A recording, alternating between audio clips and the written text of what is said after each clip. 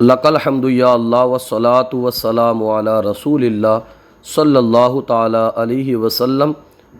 आज हम नहव की इब्तिदाई किताब इब्तिदाई कवाइदुन नोह आपके सामने शुरू कर रहे हैं। ये बिलखुसूस उन तलबा कराम के लिए है जो नहव शुरू कर रहे हैं, जिनको नहव नहीं आती है बिल्कुल भी, उनके लिए किताब है। अगर आप तवज्जो से इस किताब को पढ़ेंगे और पढ़ कर के इसकी जो तमरीनात हैं वो ख़ुद से हल करेंगे तो इंशाअल्लाह आपको नहव समझ आ जाएगी। बिस्मिल्लाहिर्रहमानिर्रहीम। सबक नंबर 1, इल्म नहव। सबसे पहले ये इल्म नहव की तारीफ़ कर रहे हैं। इल्म नहव किसे कहते हैं? इल्म नहव वो इल्म है जिसके ज़रिए से इस्म, फ़ेल और हर्फ को एक दूसरे से जोड़ने का तरीक़ा और उनके आखिरी हर्फ की हालत मुअरब और मबनी होने के एतबार से मालूम हो। यहाँ पर तवज्जो तलब बात यह है इस तारीफ़ के अंदर कि ये जो तारीफ़ है इसको आप समझिए। इन्होंने बताया कि दो बातें इसके अंदर इन्होंने ज़िक्र की हैं कि इल्म नहव वो इल्म है जिसके ज़रिए से इस्म, फ़ेल और हर्फ को एक दूसरे से जोड़ने का तरीक़ा ये इसके अंदर मालूम होगा कि किस तरह से इसको जोड़ा जाता है। और दूसरा इन्होंने बताया कि जो हर्फ की हालत होती है वो मुअरब है, मबनी है, ये बताया जाएगा। मुअरब जो बदलता रहता है, मबनी जो एक हालत पर अपनी बरकरार रहे, तो उस पर फ़तह आएगा, ज़म्मा आएगा, कसरा आएगा, उस पर क्या चीज़ आएगी ये इसमें पता लगता है। ये दो बातें हैं, यानी आखिरी हर्फ की हालत मुअरब और मबनी होने के एतबार से मालूम हो। ये दो बातें इल्म नहव के अंदर, इसको आप अच्छे से जहन नशीन कर लीजिए। इसके बाद है मौजू। मौजू है इल्म नहव का कलमा और कलाम। कलमा किसे कहते हैं, कलाम किसे कहते हैं, इंशाअल्लाह ये भी आप आगे समझेंगे। आप यहाँ पर इसको अच्छी तरह से याद रख लीजिए। गर्ज़ व गायत क्या है, यानी ये इल्म हासिल करने का मकसद क्या है। तो गर्ज़ व गायत ये है, मकसद ये है ये इल्म हासिल करने का कि इंसान अरबी ज़बान पढ़ने, लिखने और बोलने में हर किस्म की गलती से महफूज रहे, खुसूसन कुरान व हदीस के सही फ़हम का, सही समझ का इसके पास ज़ख़ीरा मल का पैदा हो सके।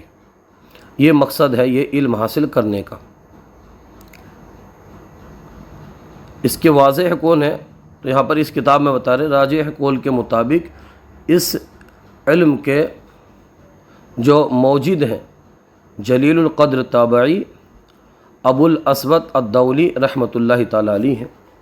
इसका हुक्म ये है इल्म नहव का कि इसका सीखना फ़र्ज़ किफ़ाया है। ये हुई इसकी तारीफ़ात। अब इसके बाद में आगे देखिए आप इस्तिलाहात।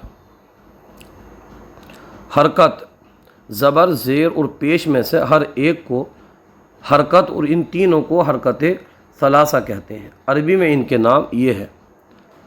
ज़म्मा, देखेंगे आप ज़म्मा, पेश को, ये देखें पेश जो है इसको अरबी में ज़म्मा कहते हैं। फ़तह ज़बर को और कसरा ज़ेर को, यानी पेश को ज़म्मा कहते हैं, फ़तह को ज़बर को फ़तह कहते हैं और ज़ेर को कसरा कहते हैं। और ये जो है ना जिस हर्फ पर हो, यानी जिस पर ज़म्मा हो, पेश हो, उसको मज़मूम, और जिस पर फ़तह हो यानी ज़बर हो उसको मफ्तू, और जिस पर कसरा हो उसको मकसूर कहते हैं। तनवीन, दो ज़बर, दो ज़ेर और दो पेश में से हर एक को तनवीन कहते हैं। इनकी अदायगी के वक्त जो नून साकिन की आवाज़ पैदा होती है उसे नून तनवीन कहते हैं। उस आवाज़ को नून तनवीन कहते हैं।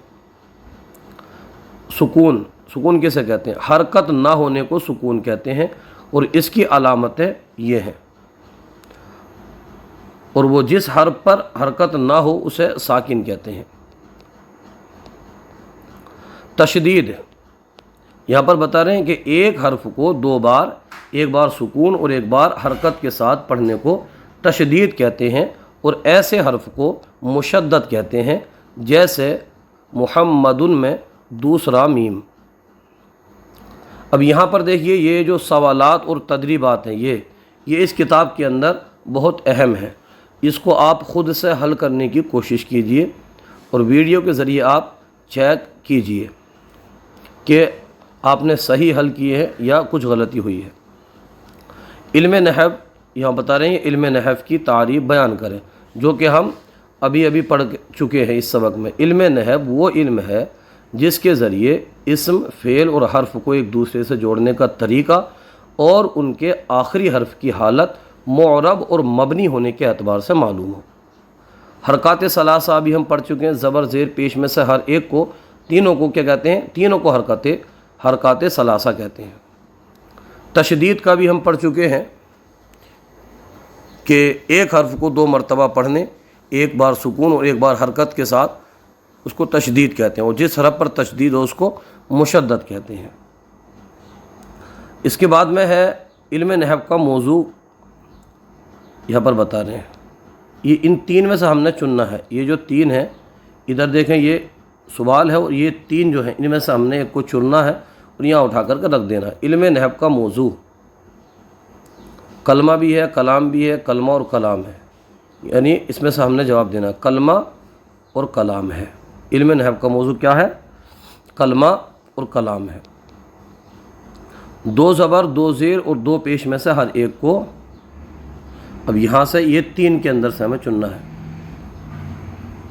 2 زبر، 2 زیر اور 2 پیش میں سے ہر ایک کو تنوین کہتے ہیں۔ 3 آپشن ہے، سکون، تنوین، تشدید، تو آپ کو 3 میں سے ایک چننا ہے، تنوین کہتے ہیں۔ اسی طرح جس حرف کو 2 بار پڑھا جائے اسے مشدد، ساکن، مکسور کیا کہتے ہیں؟ تو اس کا جواب یہ ہے کہ اس کو ساکن کہتے ہیں۔ جس حرف کو 2 بار پڑھا جائے اس کو مشدد کہتے ہیں۔ کیا کہتے ہیں؟ ساکن نہیں کہتے بلکہ اس کو مشدد کہتے ہیں۔ ابھی نیچے یہ بتا رہے ہیں کہ نیچے جو کلمات ہیں مندرجہ ذیل کلمات کو پڑھیں، ضمہ، فتح اور کسرہ، تنوین، سکون اور تشدید کی پہچان کریں۔ تو یہ تو ایک دم آسان ہے، آپ پڑھ سکتے ہیں۔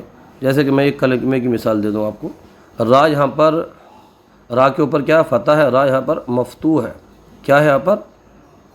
را مفتوح ہے، جس کو اوپر فتح اس کو مفتوح کہتے ہیں۔ با مشدد ہے، با کے اوپر تشدید ہے، مشدد ہے، اور با بھی کیا ہے؟ با کے اوپر ضمہ ہے، با مضموم ہے۔ اسی طرح لام کے اوپر کیا ہے؟ جزم ہے، تو لام کیا ہے؟ ساکن ہے۔ جس کو پتہ ہے انہوں نے یہ علامت ہو تو وہ کیا ہوتا ہے؟ ساکن ہوتا ہے۔ تو اس طرح سے ہم پورے کی اس کی مشق کر لیں گے۔ آج کا سلسلہ آپ کو کیسا لگا؟ کومنٹ باکس میں ضرور بتائیے۔ اگر کوئی غلطی ہو تو ہماری اصلاح فرمائیے۔